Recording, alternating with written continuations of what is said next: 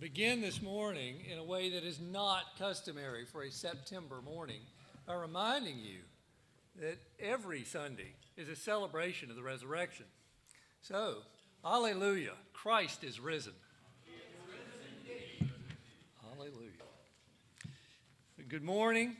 Welcome to this Sabbath worship at Scots Kirk Presbyterian Church. On behalf of Pastor Jim Mitchell and the session, I'm delighted to see you all here and to have folks joining us remotely as well. There are a variety of announcements in the bulletin which speak for themselves. Primarily, I think, a cause for celebration that we've been able to resume the Sunday school. I'm delighted that many of you were able to make it this morning, and do hope that if you weren't, that you'll be able to be with us next Sunday. There are some ordinary meetings of the church that are not occurring this week. So the Women's Bible Study and the Bereans meeting this week will not be held. But otherwise, the announcements that you find in the bulletin will often be familiar ones. Please take some time to familiarize yourself with them. I know that from Elder Joel Reed and the technology team that we're very close to having the number of subscribers to our YouTube site that we need, so that we don't have to keep refreshing that URL every week. I think the last count was 84 subscribers? 83. So if you know 16 other people who would be happy to subscribe to Scots Kirk's YouTube stream, please encourage them to do so and make life easier for them. We do appreciate the work of the technical folks, even as we appreciate the work of the musicians for making this service possible and to reach many others. The Lord is with us at all times and in all circumstances. And I know that often we are asked to put the cares of the week aside and prepare your hearts for worship. And indeed, that is good. But it is also good to bring those cares to the Lord, for He loves you and has called you to Himself. So let's take a few moments now to prepare for worship.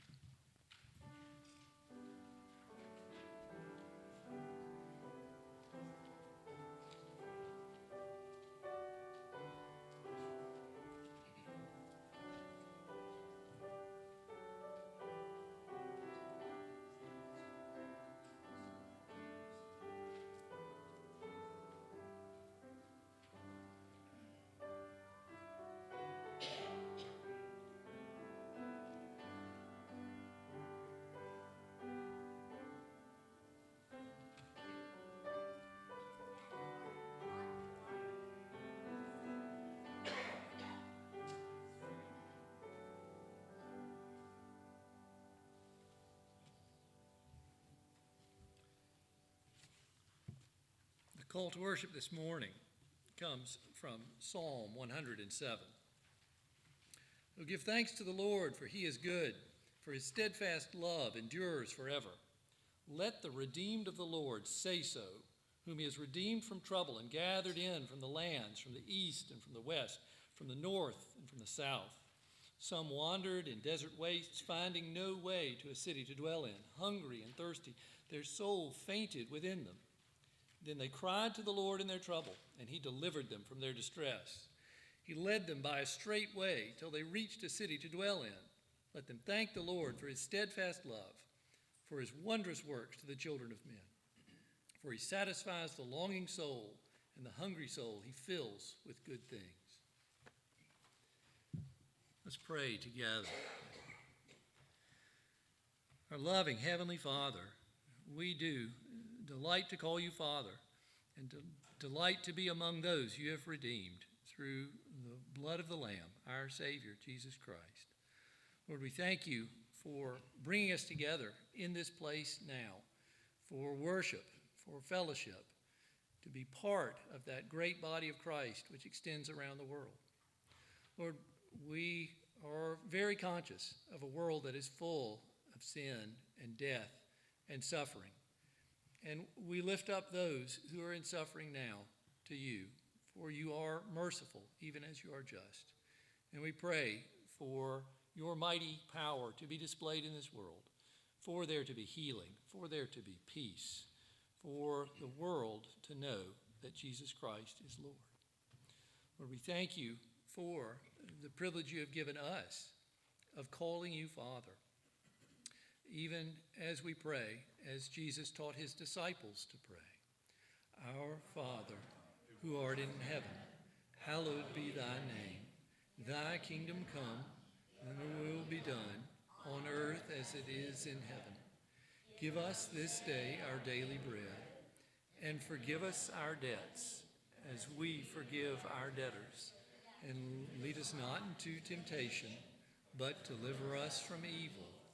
For thine is the kingdom, and the power, and the glory forever. Amen. The first hymn this morning comes from the Red Trinity Hymnal. It's number 167, When Morning Gilds the Skies. Would you please stand and sing together this hymn of praise? Trinity Hymnal 167.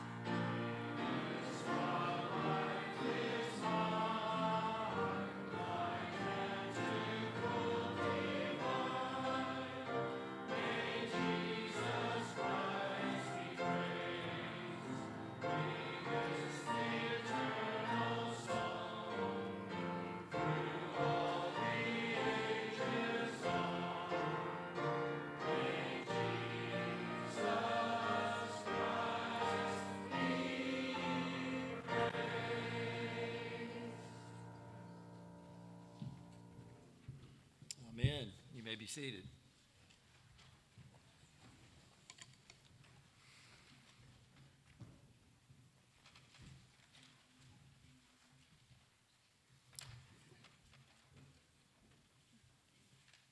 Turn now to the confession of sin. We'll read in unison, or confession printed in the bulletin. Please join me in going before the Lord to confess our sins. Almighty God, we acknowledge and confess that we have sinned against you in thought, word, and deed. We have not loved you with all of our heart, soul, mind, and strength. We have not loved our neighbors as ourselves.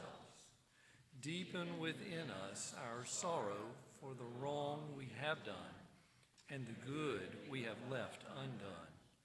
Lord, you are full of compassion and gracious, slow to anger, and plenteous in mercy.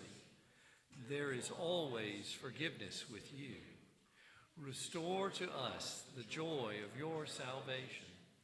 Bind up that which is broken. Give light to our minds, strength to our wills, and rest to our souls. Speak to each of us, and let your words abide with us until it has wrought in us your holy will. In Christ's name, amen. The Apostle John gives us the assurance of pardon. Hear the word of the Lord. If we confess our sins, he is faithful and just to forgive us our sins and to cleanse us from all unrighteousness. If we say we have not sinned, we make him a liar, and his word is not in us. My little children, I am writing these things to you so that you may not sin. But if anyone does sin, we have an advocate with the Father, Jesus Christ, the righteous. He is the propitiation for our sins, and not for ours only, but also for the sins of the whole world.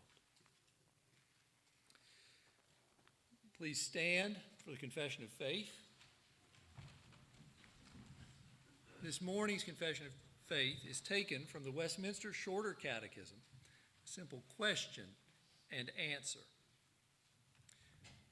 Christians, who is the Redeemer of God's elect? The only Redeemer of God's elect is the Lord Jesus Christ, being the eternal Son of God, became man, and so was, and continueth to be, God and man, in two distinct natures, one person, forever. Please be seated while Joel Reed comes forward for the children's sermon. If the children would like to come down and join him, that would be a very good idea.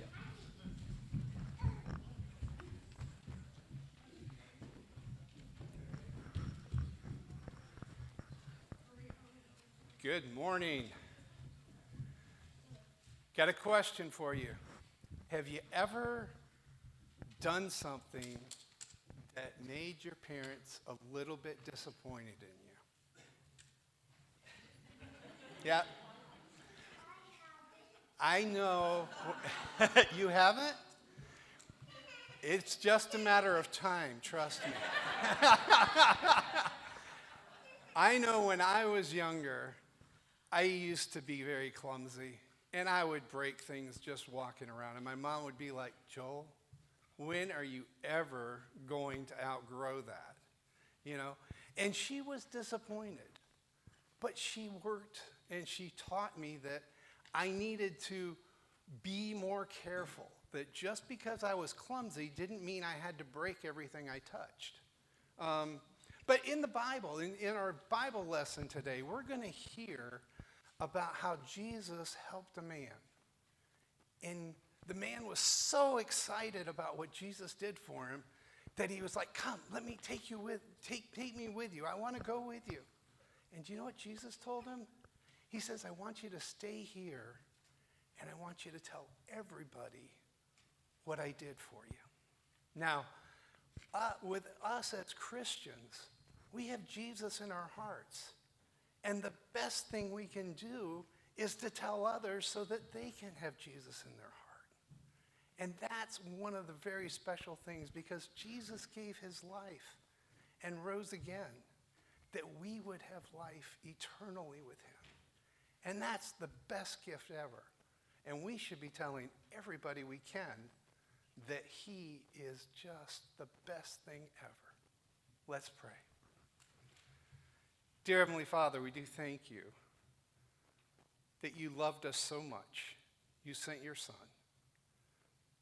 that he paid a price for our sins that we couldn't pay, rose again, We pray that you would encourage us to be the ones telling everybody about this special gift you gave us.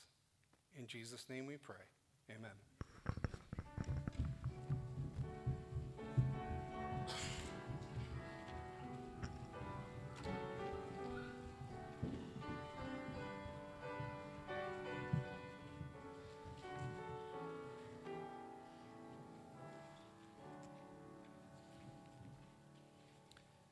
Those of you that have been with us this summer know that we've spent a summer in the Psalms, and lo and behold, here we are in the Psalms again, even though we've moved away from it. And the scripture reading this morning is the 143rd Psalm in its entirety. It is a Psalm of David. Hear the word of the Lord. Hear my prayer, O Lord. Give ear to my pleas for mercy. In your faithfulness, answer me in your righteousness. Enter not into judgment with your servant, for no one living is righteous before you. For the enemy has pursued my soul. He has crushed my life to the ground. He has made me sit in darkness like those long dead. Therefore my spirit faints within me. My heart within me is appalled. I remember the days of old. I meditate on all that you have done. I ponder the works of your hands. I stretch out my hands to you. My soul thirsts for you like a parched land. Selah. Answer me quickly, O Lord. My spirit fails. Hide not your face from me, lest I be like one of those who go down to the pit. Let me hear in the morning of your steadfast love, for in you I trust. Make me know the way I should go, for to you I lift up my soul. Deliver me from my enemies, O Lord. I have fled to you for refuge. Teach me to do your will, for you are my God. Let your good spirit lead me on level ground.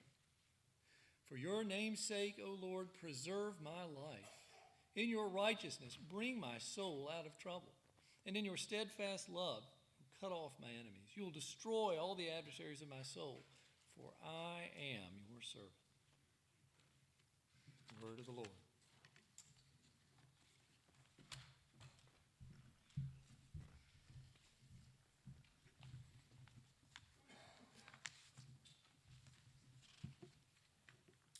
Let us pray once again.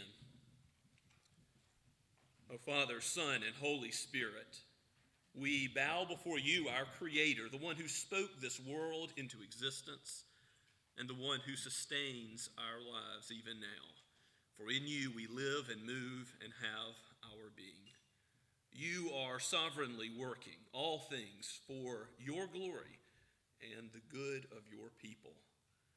We are yours and you are ours. You are our covenant God through Christ, whose atoning death and whose righteousness is ours by faith, the gift that you give from on high. Oh Lord, we thank you that you've given your word. Help us to accept it as it really is, not the word of man, but breathed out by your Holy Spirit for us. Father, we thank you for the teaching of your word this morning already in Sunday school. And we thank you for its proclamation here this morning. We ask that you would aid our hearts, help them be tender and receptive to confess our sin, knowing that you are faithful and just to forgive, that you are a God of mercy and steadfast love. By your Spirit, help us, sanctify us in the truth. Help us to be killing sin, lest it be killing us. Protect us from the attacks of the evil one. May the armor that you have given us be placed upon each soul here today. Father, we thank you for how you are ministering to the youth who join together at night, and we ask that you would guard them and teach them in the way they should go. Thank you for parents committed to raising their children in the nurture and admonition of you. And we pray for them that you would bless them in those efforts, give them faithfulness to your word in all things, whatever they do from morning to evening, that it would reflect this lamp of your word lighting their path. And let these young ones grow up never knowing a day when they did not know the Lord Jesus Christ, or if it would be your will, Lord, to convert those who have already grown and have not yet come to the path of knowing the narrow way in Christ, that you would put them on that path, graciously bring them from death to life, make them a new creation in Christ. We thank you, Lord, for how you have ministered to many who are beginning college, university, also grade school and high school education. And pray particularly for Kaylee as she transfers tomorrow to Northside Christian School. We thank you for her desire for this sort of education, and pray your blessing on her and all those who teach and all those in our midst who are attending school now. May we look to your word for guidance in every area of life, because this is your world. Father, I thank you for Erskine College as the professors of our denominational school seek to apply the truths of your word as it is relevant to every subject.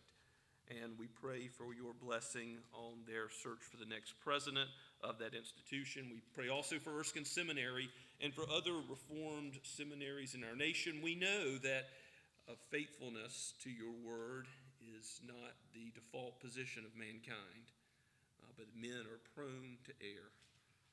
So we pray, Father, that you would raise up a new generation of ministers. We pray that you would send missionaries to every corner of the globe to proclaim the good news of the Lord Jesus Christ and what he has done and is doing and will do for his people.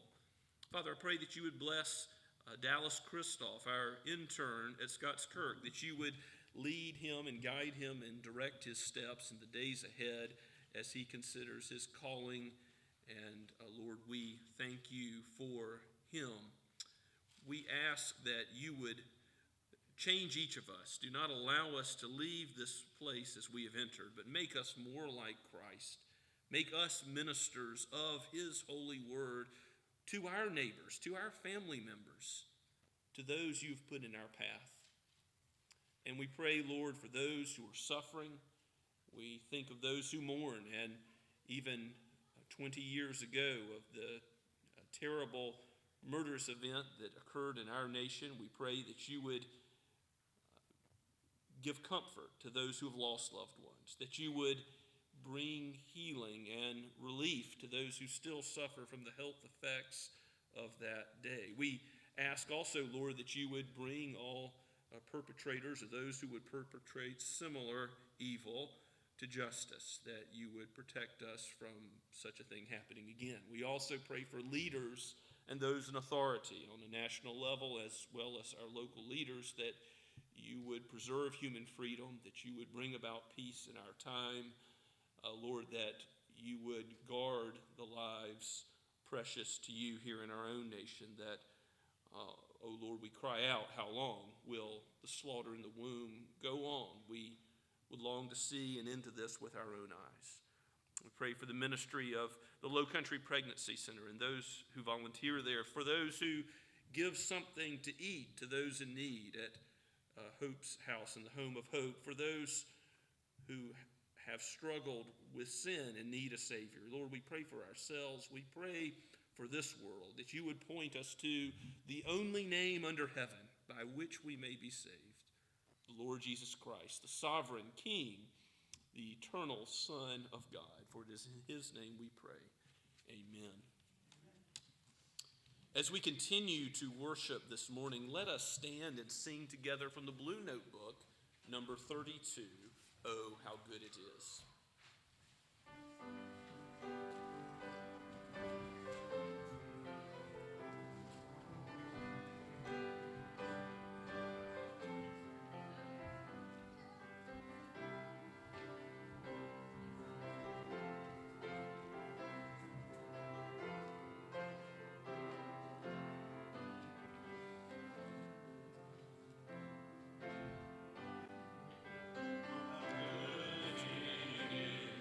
When the family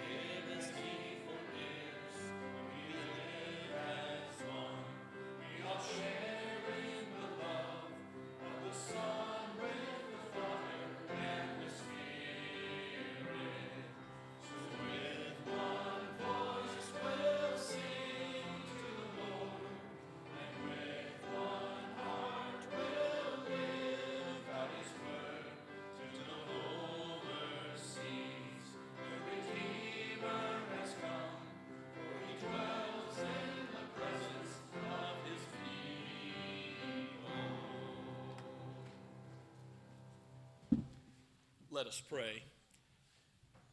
O holy God, how blessed it is to dwell with your people, knowing that your word is true. Where two or three are gathered together in the name of Jesus, there you are also. May your Holy Spirit abide with us this morning, that everything we would do would be honoring to you. Open our minds to receive your word. Illumine our minds so that we would understand it and apply it in our lives.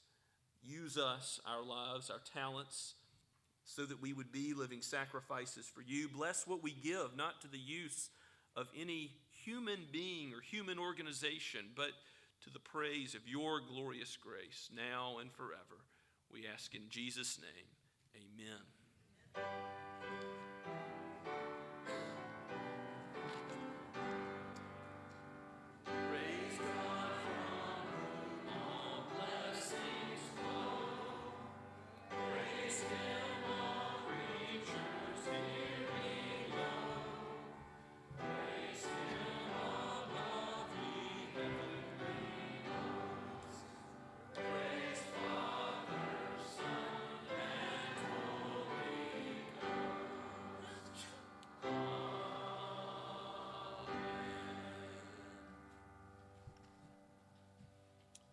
Please be seated and take your copy of God's Word and open with me to Luke's Gospel once again.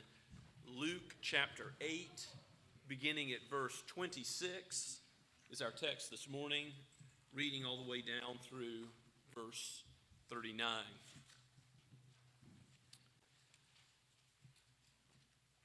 Last week, we saw that Jesus told his disciples they were going to the other side of the lake of the Sea of Galilee. And indeed, they have made it. Now, somewhere on the east shore of the Sea of Galilee, we have the events that unfold in our text this morning, an intensification of Jesus' dealing with the army of Satan, demonic powers, as they have possessed this man who is nameless in our text, but calls himself Legion for the many demons that have gone into him. Let us read God's word to consider the forces of evil in this world, and also the mighty power of the Son of God and the Savior of sinners, the Lord Jesus himself. This is God's word, breathed out by the Holy Spirit for us today. Then they, that is Jesus and the disciples, sailed to the country of the Gerasenes, which is opposite Galilee. When Jesus had stepped out on land, there met him a man from the city who had demons. For a long time he had worn no clothes and had not lived in a house but among the tombs.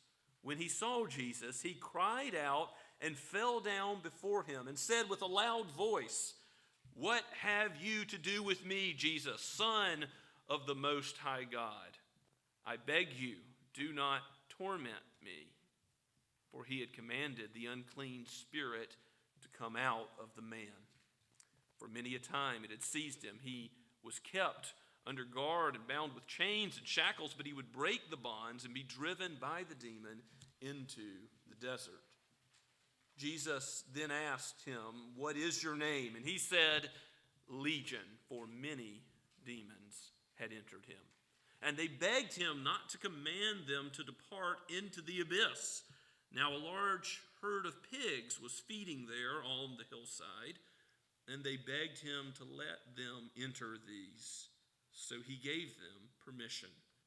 Then the demons came out of the man and entered the pigs, and the herd rushed down the steep bank into the lake and drowned. When the herdsmen saw what had happened, they fled and told it in the city and in the country.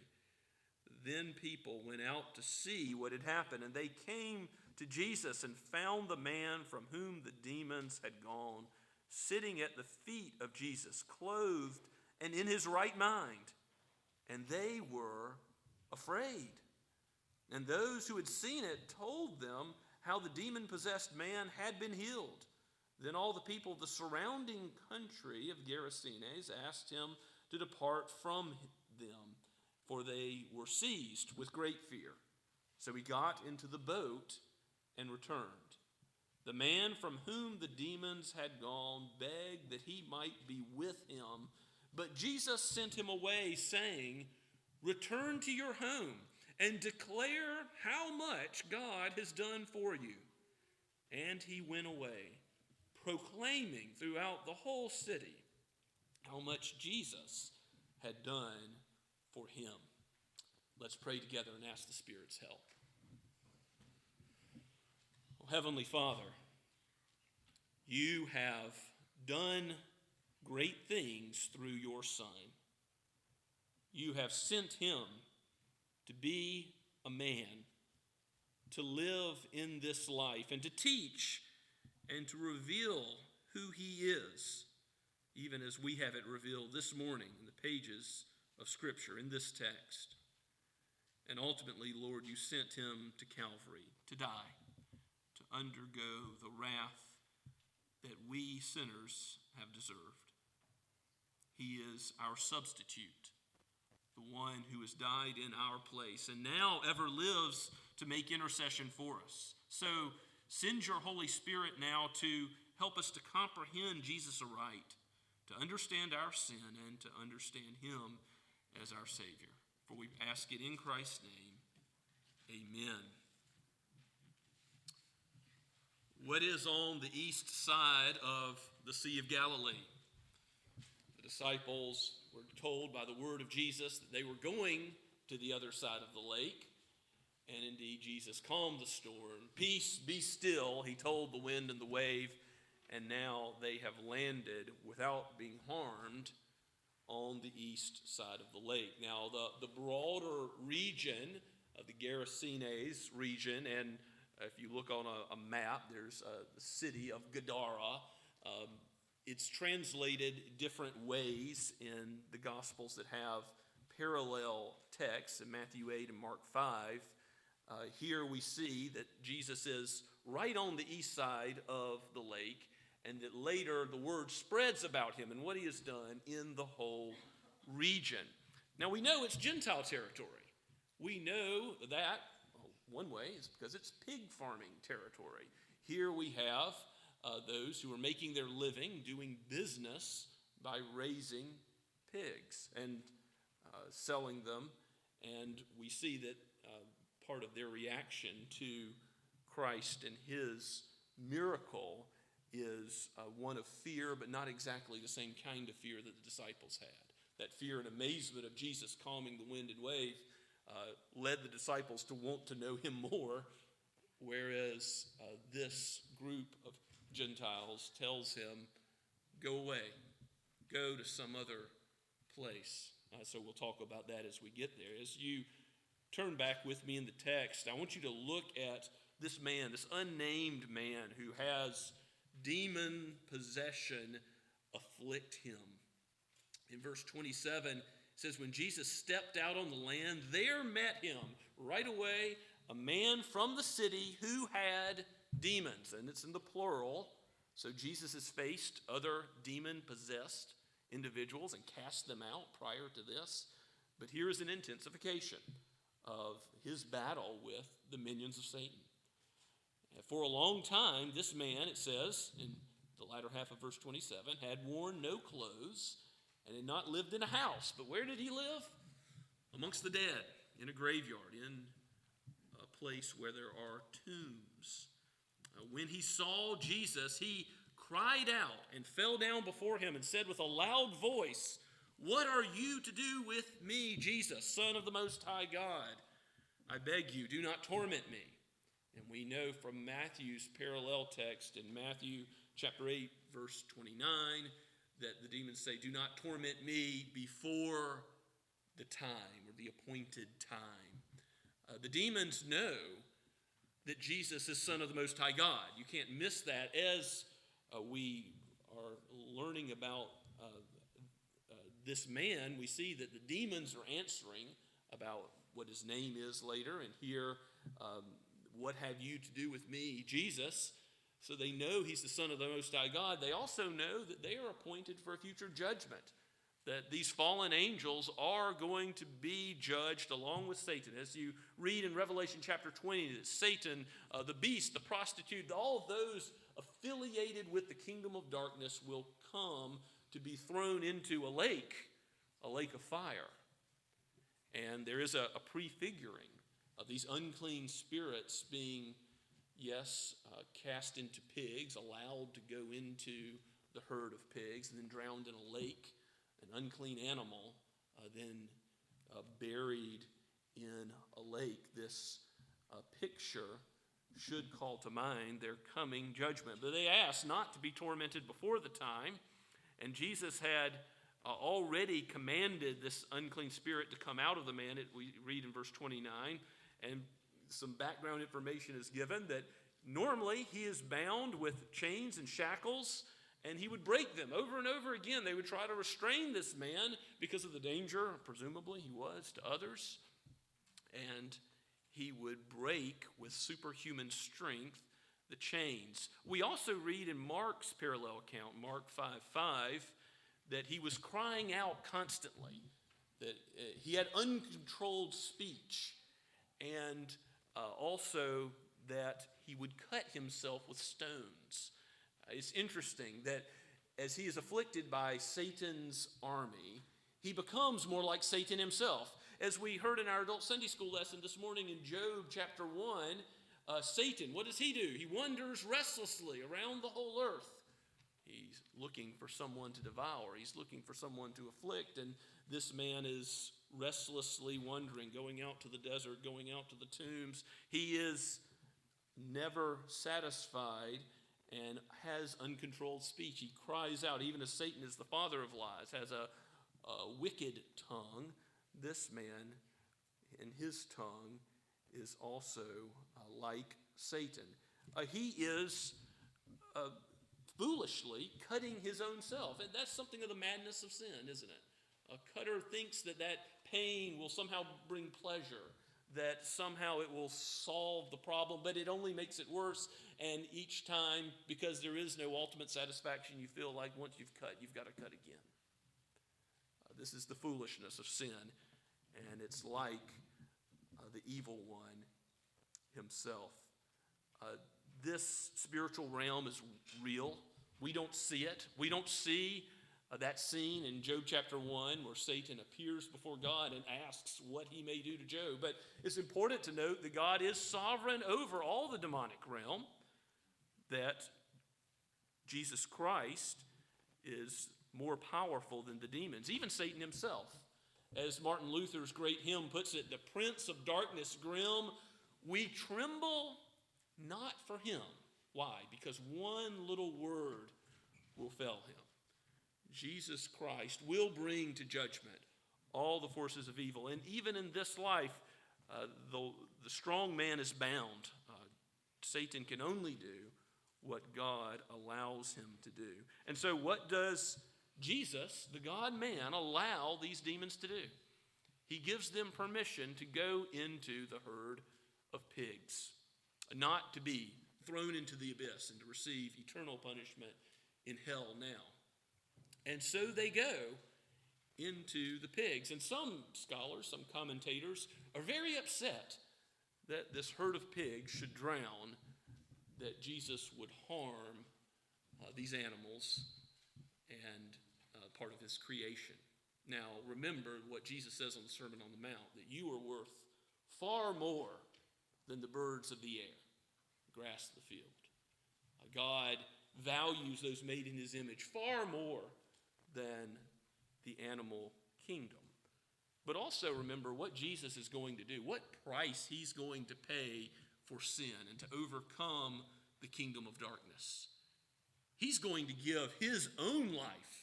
What is the price that's going to be paid? He's going to lay down his life for his friends. He's going to call sinners his friends. Even this man who others might have said, I don't think he'll ever change.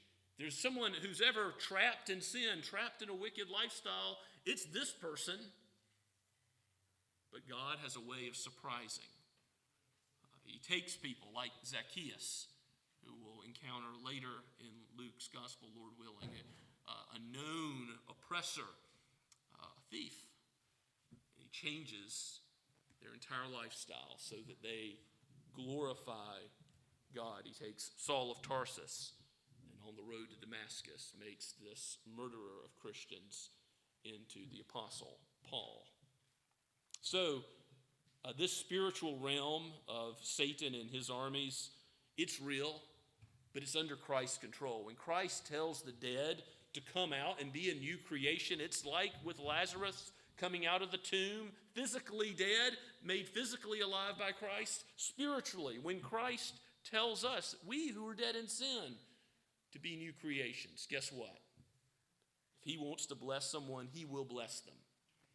His grace is irresistible. His love is not able to be thwarted by even the strongest phalanx of demons. This name legion that is given by the demons in this man implies a Roman force of many thousand, 4,000 or 5,000 perhaps. Certainly the image is of many, many demons. And Jesus takes care of them all. He rids this man, frees this man. If the Son shall set you free, you shall be free indeed. Jesus frees this man from all oppression. And so that it's obvious what Jesus did, there's this outward sign of the pigs going into the sea, so that for the good of this man, perhaps, others would see that the demons aren't in him anymore. And it's going to be obvious in his life and how he responds to this miracle, because he's not only saved from this terrible picture of hell that his life is, but he's saved to something glorious. And I want you to see in this text what his life looks like afterwards. After the pigs have run down the bank into the lake and drowned, we pick up at verse 34, the herdsmen saw what had happened. They fled, and they told it in the city and the country, and then people went out to see what had happened. So people heard the news. Here's Jesus doing miracles again, and what did they find?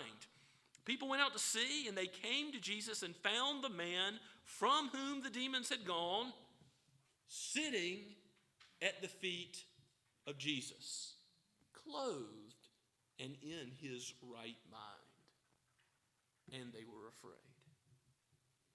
They saw that, yes, this man had previously been a wanderer, a restless wanderer, and now he's sitting still and paying attention. He had become a disciple to sit at the feet of Jesus and listen to his word. This is something totally new. Instead of crying out with an unrestrained tongue, he's now listening to the Son of God.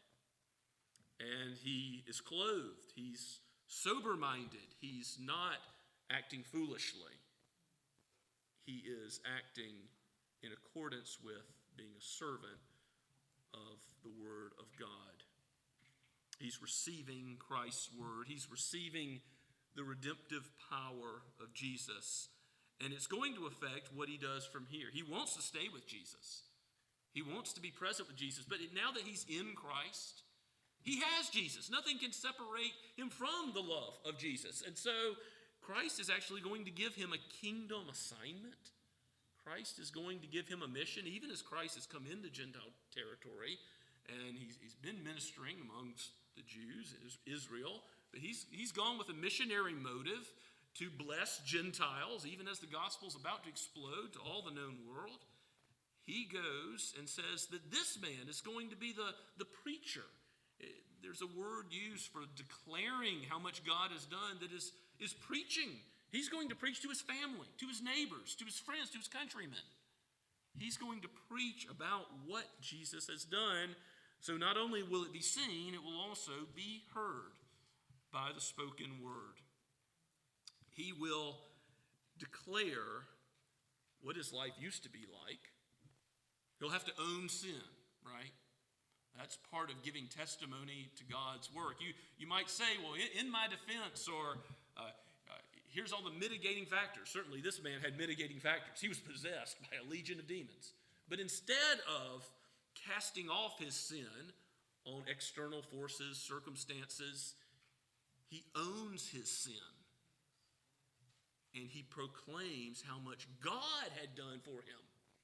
He didn't save himself. There's no hint of that here, but this is salvation by grace. Even faith is a gift of God's grace. So we ought to be reminded that we also, being dead in sin, we are not unlike this man. We used to do the bidding of Satan. Scriptures say that we were subject to the prince of the power of the air. We were in the kingdom of darkness before God transferred us into the kingdom of his beloved Son. We were a part of that other kingdom. And there's no limit to what our hearts would do that's evil, except by God's restraining grace, God's restraining common grace that makes us not all be as evil as we might be. God gives saving grace to transfer us from the kingdom of darkness to the kingdom of his beloved Son, the kingdom of light. And that love for Christ will be evidenced in obedience to his word. His sheep hear his voice. And so we see how this man obeys Jesus after he sits at his feet. After he hears the word, he's not only a hearer, but he's a doer. Because Jesus tells him, no, you stay here. You proclaim the word about how much God has done for you. And look at the way the scripture in the very last verse interchanges what God has done for you and what Jesus had done. The implication is, just as the demons have already confessed it, Jesus is God. If Jesus has done it, then God has done it. Jesus is the one who has done all this for him. He goes and he returns proclaiming, caruso, preaching to the whole city about how much Jesus had done. Will you also proclaim the great name of Christ in your life? Will you own your sin? Will you not hold back any part of the evil of your thought life, of your tongue, of your deeds? Will you confess it before God and before others to say, here's how God has changed me. Here's who I used to be. And then give glory to Christ because he's made you into something else. He's changed you from being a sinner to a saint. Now, that doesn't mean we don't struggle with sin. We do in this life, but we are changed fundamentally in our orientation. We now are called holy ones. This is how all of the epistles in the New Testament are addressed to the holy ones, the church in Galatia, the church in Ephesus, so forth. This is the new life that Jesus gives to all his people. Will we go to those, sometimes those to whom it's hardest to give a testimony of God's greatness? Close family members, those who know all of our warts, those who know all of our weaknesses, those who we grew up with, perhaps that high school reunion, those who know us best. Will we proclaim to them, not just say, I hope they see it. No, I hope they see it in how we sit at the feet of Jesus, of how we prioritize worship and raising our family, children, grandchildren in the nurture and admonition of the Lord, whether we sit down, rise up, whatever we do, basing all of our understanding of this world on the light of God's truth. And yet, will we say it? Will we use our lips to be ready to give an answer to anyone who asks us for a reason for the hope within us? Peter commands us to have that answer ready. It's something we should think about. Think about the gospel and the gospel facts of Jesus' life, death, resurrection, but also think about the gospel for you, how it has changed your life. Remember and give God the glory for how he has changed your interests, how he has changed your habits. And yes, you're still a work in progress. He who's begun a good work in you will be faithful to complete it. But yes, You have been changed, and remember the goodness of God that he has already shown you, and proclaim his praise. Don't forget his mercies and his loving kindness. Proclaim it from the rooftop. Let's pray together. Father, we thank you that you are a gracious God, that you save those who are bound, who are slaves to evil and sin and the kingdom of darkness. We thank you for the redemption that is in Christ, that it is total, that it is complete, that it is all we need, that it's not based on us. And yet, Father, we thank you for the ways you have dealt with us so graciously, for the sanctifying mercy you've shown us. Continue to walk with us. Continue to abide with us, for we need you every hour. We need your abiding presence now and forever, even as you have called us to be about the work of your kingdom. We know that you reign from on high, and all authority is given to you. So let us trust in you, even as we seek to give the good news to a lost, to an evil and afflicted world. Do great works by your Spirit to save those who are lost, to redeem those who are poor, to give hope to the hopeless. For we ask it in Jesus' name. Amen. And now let us respond together to God's word by singing hymn number 529, Love Divine, All Loves Excelling.